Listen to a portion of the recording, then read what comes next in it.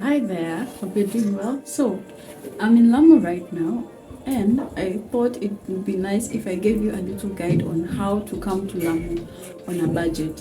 I grew up here and I went to school here, so I think I'm in a place to advise a little bit on how you can come to Lamu on a budget.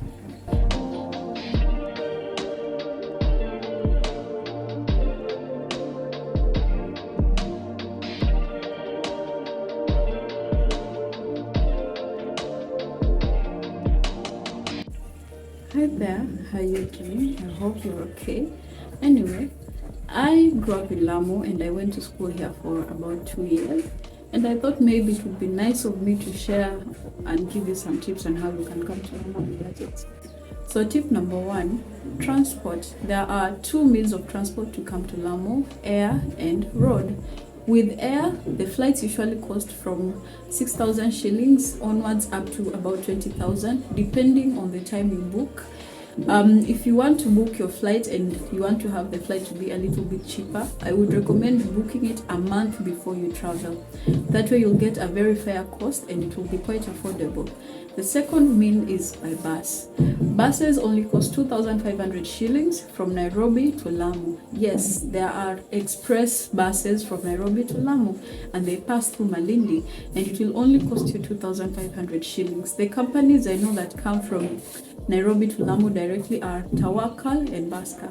I'll leave their contacts down here. You can always reach out to them and inquire more about their transportation.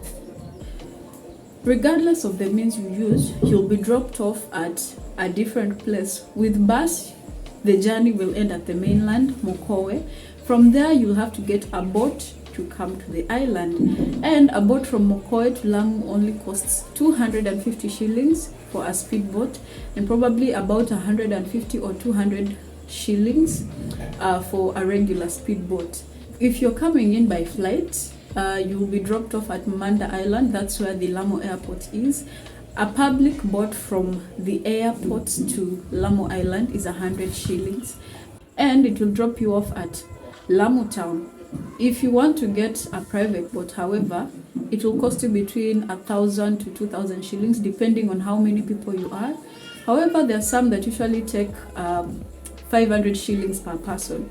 So regardless of where you stop, there is a boat that you'll have to take to come to Lamu Island. Tip number two, accommodation. Believe it or not, but in Lamu you can find accommodation for as little as 1,000 shillings. You can always check Airbnb. There is usually a variety of hotels and rooms that you can book, but rooms start from as little as 1,000 shillings. Or you can book an apartment all to yourself, and apartments here can start at 3,000 shillings, which is quite low. I'll link an apartment down, a 2-bedroom apartment down below. It only costs $50 a day. If you'd like to book it and you like it, please check the link in the description box. However, I'd like to advise you that if you're coming as a group of friends, the best option would be to book an Airbnb. Number three, activities. Lamu has a wide variety of activities, but I want to share with you some that are absolutely free and very cheap. Number one, you can always visit the villages. It's free, and in case you get lost, you can always ask the locals for directions. They'll direct you for free. In fact, they can even take you to wherever it is you're going for free. Also, visit the beaches. Lamu does not only have one beach. You can go to Manda Island and enjoy the beach there, or if you're living on Lamu Island, visit Bishela Beach. It's free, it's clean, and the people are very friendly. Number two, in the group of activities, visit a museum. Lamu has a museum and it's open to the public. However, you'll have to pay a little fee to get in, which is quite affordable. I think the rates are the same as everywhere else. You can visit the museum, have a look at the culture, have a look at the history of the island, and it's quite cheap. Place number three, visit Lamu Fort. Lamu Fort is it's one of the main attractions of Lamu. You can always go in. Entrance fee is very cheap. Go see the fort, see the history of the place, see the architecture. I hope you'll enjoy it when you come and see it. Number four, try the cuisines, try the local cuisines. Lamu has in Nairobi we say kibandaskis, but Lamu has them as well. You can always go in and have a taste of the local foods. Also, if you're on a budget, that's a nice way to get your nutrition in. Another activity you can do is to hike and go other places. You can actually walk from Shela to Kipungani Beach and go and have a picnic there. That's your hike. Or go on the sand dunes. But however, I would advise you that if you choose to go see the sand dunes, have a local there with you, because the place is a bit confusing. You might get lost in there and it will take you a time before you get back to the village. But please go see the sand dunes. Another activity that you can do on a budget is you can go on a sunset cruise.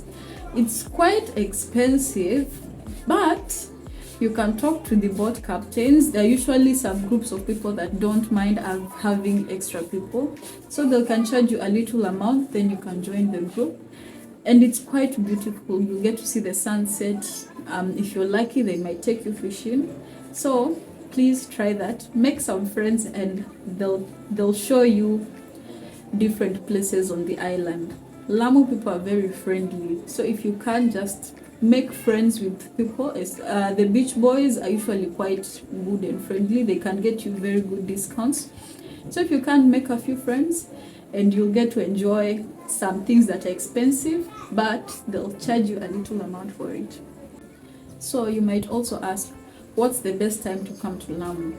For me, I would advise you to come to Lamu during the Lamu cultural festivals, or you can come when the festivals are going on. Lamu has a variety of festivals throughout the year, and you can just choose one and come at that time. But the best time to come is during the Lamu cultural festival.